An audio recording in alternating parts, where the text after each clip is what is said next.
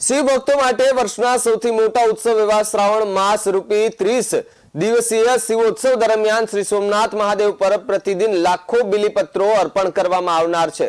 QR તથા ટ્રસ્ટની website પરથી ભક્તો બિલ પૂજા ઘરે બેઠે નોંધાવી શકશે અને આ બિલ વાંચન સોમનાથ મહાદેવને પૂજારી દ્વારા કરવામાં આવે છે। ત્યારે પ્રત્યેક ભક્તે પ્રથમ જ્યોતિર્લિંગ સોમનાથ મહાદેવને કરવામાં આવતી બિલ્વ પૂજા ભાવ લઈને પુણ્ય ભાતી प्राप्त કરી શકે ને તેના માટે શ્રી સોમનાથ ટ્રસ્ટ એકવાર પ્રારંભ કરી રહ્યું છે।